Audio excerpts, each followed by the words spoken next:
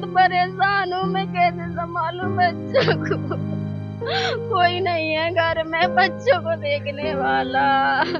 मुझे तो न्याय चाहिए, उसको फांसी दिला। यूपी के झांसी में पहली महिला ऑटो ड्राइवर, नाम अनीता चौधरी, उम्र करीब 40 साल 2020-21 में अनीता चौधरी ने जब ऑटो को फाइनेंस कराया, उन्होंने इस बात की सूचना दी कि वो अब खुद ऑटो चलाएंगी, ना कि किसी की मजदूरी करेंगी। जब अनीता चौधरी ने ऑटो फाइनेंस कराया, उस वक्त यूपी के चैनलों पर उनकी खूब खबरें चल रही थी कि अनीता चौधरी ने अपने स्वाभिमान के लिए ऑटो निकाला, वो महिला होकर भी अब ऑटो चलाने का काम करेंगी। अनीता उसी दिन से सुर्खियों में छा चुकी थी, उनका खूब नाम रोशन हुआ था। लेकिन धीरे धीरे उनकी मुलाकात अचानक से एक ऐसे व्यक्ति से हो जाती है जिसका नाम मुकेश झा होता है। यूं तो अनीता शादीशुदा थी, लेकिन कहते हैं कि उनकी करीबी इसी व्यक्ति से होती चली गई। देर रात तक फोन पर बातचीत, क्योंकि देर रात तक ये बाहर भी रहती थी और ऑटो चलाने का काम किया करती थी। पति द्वारिका, जिनका नाम है, वो अपने बच्चों के साथ घर पर रहते थे क्योंकि बीवी ऑटो चलाने के लिए बाहर गई है। अब मामला धीरे धीरे आगे बढ़ता है और मुकेश के साथ इनकी करीबी बढ़ती जाती है। कहा जा रहा है कि जब हाल फिलहाल के कुछ दिनों में मुकेश से इनकी अचानक से जो है वो बातचीत बंद हो चुकी थी। घटना से एक दिन पहले मुकेश के साथ आरोप के मुताबिक इनकी अनबन भी हुई थी। इससे पहले भी मुकेश कथित तौर पर इनके साथ किसी स्टेशन पर मारपीट भी कर चुका था और उस मारपीट के बाद से ही दोनों में बातचीत करीब करीब बंद होने की कगार पर थी। मुकेश इस बात से खिसिया चुका था, यानी गुस्से में रहता था। लेकिन अचानक ही रविवार देर रात करीब 2 बजे के आसपास अनीता की लाश एक स्टेशन से बाहर मिली। अब उनको 2 बजे के आसपास जब ये खबर किसी ने सुनी, किसी ने देखी, जो ऑटो में ही एक कथित तौर पर सवार व्यक्ति था, उसने विनीता चौधरी नाम की इनकी जो बहन है उनको फोन किया और इस बात की जानकारी दी कि आपकी ये बहन लगती हैं या कोई रिश्तेदार है, ये मृत पाई गई है ऑटो समेत। वहां पर पूरा परिवार पहुंचता है।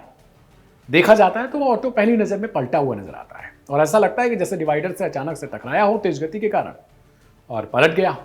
शुरुआत में सबने यही सोचा कि कोहरे या अत्यधिक ठंडी के कारण ऐसा हुआ होगा। ठंड में आमतौर पर वाहनों में टक्कर या फिर डिवाइडर से टकराने की घटनाएं बहुत ज्यादा दिखाई देती हैं। हालांकि जो घर वाले थे, परिवार वाले थे, पति, उन सबने पहली नजर में जब अनीता को देखा तो अनीता के शरीर से कुछ चीजें गायब थी। उनमें सोने चांदी के आभूषण थे। अब सवाल यह था कि आखिर क्या हत्या के बाद किसी ने अनीता के शरीर से इन चीजों को निकाल लिया या फिर यह हत्या से पहले की गई कोई वारदात है। हालांकि शुरुआत में इसे हत्या नहीं कहा जा रहा था, पुलिस वाले भी इस बात को हत्या के तौर पर नहीं देख रहे थे। लेकिन सोचिए, वहीं पर जो परिवार वाले थे वो जाते हैं तो तुरंत देखते हैं कि अनीता के सिर में गोली मारी गई है। वो कह रहे थे कि यह हत्या है, लेकिन पुलिस कह रही थी नहीं, अफवाह न फैलाएं। पोस्टमार्टम के लिए जब बॉडी को ले जाया जाता है मोर्चरी हाउस, तो वहां से पता चलता है कि भाई जो है ये गोली एक गले में फंसी हुई थी।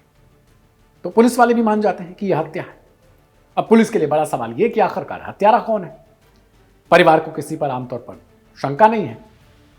उम्मीद तन किसी को यह भी नहीं लग रहा था कि एक्स्ट्रा मैरिटल अफेयर भी चल रहा था कथित तौर पर, क्योंकि अनीता चौधरी को लेकर मीडिया में ऐसी खबरें चल रही थी कि वो आत्मसम्मान की लड़ाई लड़ने वाली ऐसी महिला हैं, आत्मसम्मान के लिए, महिलाओं के लिए प्रेरणा स्रोत हैं।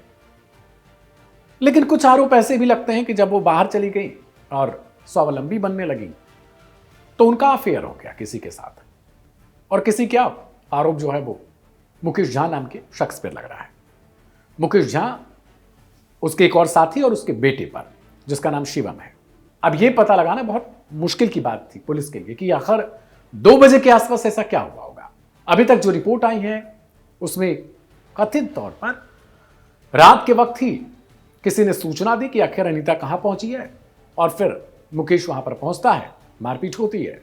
पहले वो लूटपाट करता है, सारे आभूषण निकाल लेता है और उसके बाद अनीता के सिर में गोली मार देता है। और गोली थोड़ी दूर से मारी गई है ऐसा कहा जा रहा है, क्योंकि जब गोली मारी जाती है तो जो ऑटो है वो, चूंकि उनका माइंड डाइवर्ट हो चुका है ड्राइवर का, और वो ऑटो डिवाइडर से टकरा जाता है और पलट जाता है। अनीता चूंकि गोली पहले से लग गई है तो वो वहीं पर उनकी मौत हो जाती है। अब ये सोशल मीडिया पर बड़ा एक चर्चा का विषय भी बन चुका है कि क्या एक्स्ट्रा मैरिटल अफेयर ऐसे कारणों का विषय बन जाते हैं। सवाल अनीता के साथ भी है कि आखिरकार ऐसा क्या उनके घर में कम था, पति को लेकर ऐसी क्या दिक्कत थी कि उन्हें बाहर किसी के साथ इस तरीके से रहना पड़ रहा था। क्या वास्तव में अनीता का अफेयर था? ये जब तक मुकेश की गिरफ्तारी नहीं होगी तब तक पता नहीं चलेगा कि आखिर इन दोनों के बीच क्या क्या था। लेकिन यही कहा जा रहा है कि बॉयफ्रेंड था मुकेश झा। अनीता की उम्र 40 साल करीब। साल 2020 में वो मुंबई से लौटी थी कोविड काल के दौरान, और उसी के बाद उन्होंने ये कहा था कि वो ऑटो चलाएंगी और अपने परिवार का भरण पोषण खुद करेंगे। कुछ मीडिया रिपोर्ट्स ये बताती हैं कि मुकेश झा के साथ अनीता के संबंध करीब 7 साल पुराने थे। कुछ में चर्चा है कि 3 साल पहले ये दोनों मिले थे और इन दोनों के बीच संबंध थे। अब मुकेश झा जो वो चाहता था कि अब अनीता उसके साथ रहे, क्योंकि इन दोनों का रिश्ता इतना आगे बढ़ चुका था। लेकिन अनीता ने 5 महीने पहले साथ रहने से इनकार कर दिया। अनीता कहने लगी कि मेरे पति बच्चे पहले से हैं। अब जो मुकेश था उसकी तरफ से सवाल यह था कि भाई जब तुम्हारे पास ये लोग पहले से थे तो फिर तुम हमारे साथ संबंध में क्यों है? क्या तुम्हारी यही इच्छा थी या तुम बस मेरा मिसयूज करना था तुम्हें, या फिर जो भी XYZ, ये मीडिया रिपोर्ट्स बता रही है।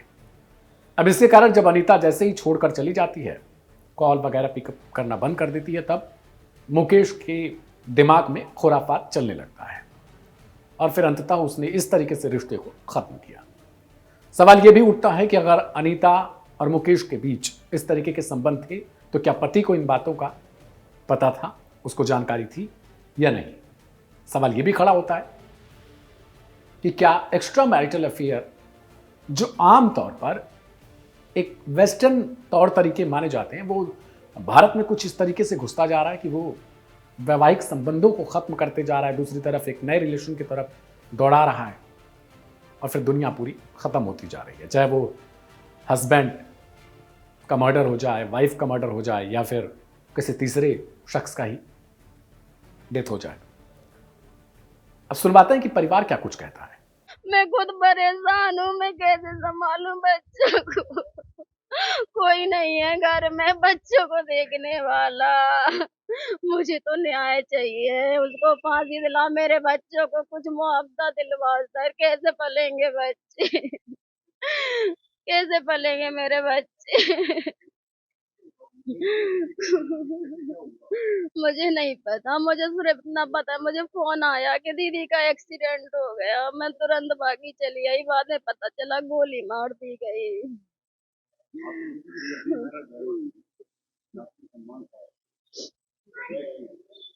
हाँ, उनको सम्मान सब दिया है जिसे सम्मानित थी, वो हर किसी से सम्मानित थी। उनके साथ ऐसे कैसे हो सकता? कैसे हो सकता है ऐसे? मित्रता नहीं, वो मैनेजर था कंपनी का। दीदी ने काम भी उसकी वजह से छोड़ दिया था कि परेशान कर रहा है, शायद हमारी सुंदरता देख के हमको ये लोग परेशान कर रहे हैं, हम काम नहीं करेंगे। खुद का कुछ चाहिए। उनने ऑटो खरीदी, ऑटो चलाई, इतनी मेहनत की, और उनके साथ उसने दुश्मन ने पीछा नहीं छोड़ा। कई बार उनको पीछा किया, हमने कंप्लेन भी दी हर जगह, पर कोई सुनवाई नहीं हुई कंप्लेन में मेरी। नहीं, नहीं, मैनेजर था कंपनी का। दिनांक 5/1/2026 को रात्रि करीब 2:30 बजे थाना नवाबाद जनपद झांसी क्षेत्र अंतर्गत कंट्रोल रूम से बताया गया था कि एक ऑटो जो है पलट गई है और उसके नीचे एक महिला जो है दबी हुई है।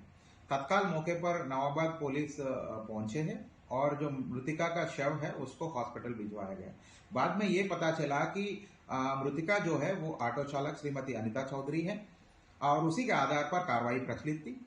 सुबह परिवार ने उनके पति जो श्रीमती अनीता चौधरी के पति ने तहरीर दिया कि उनको शक है कि 3 लोग मुकेश झा मुख्य आरोपी और उनके साथ 2 लोग शिवम झा एवं मनोज झा, शिवम झा उनके पुत्र है और मनोज झा उनके बहनोई है, इनके द्वारा महिला की हत्या करके हत्या कर दिया गया है। इसी के आधार पर तत्काल सुसंगत धाराओं में मुकदमा लिखकर आवश्यक विधिक कार्रवाई प्रचलित थी एवं इसी समय मृतिका के शव को वीडियो पैनल के वीडियोग्राफी के द्वारा डॉक्टर से पैनल से पोस्टमार्टम कराई गई है और जो नामजद 2 अभियुक्त मनोज झा एवं शिवम झा को हिरासत में ले लिया गया है। उनके खिलाफ विधिक कार्रवाई की जा रही है।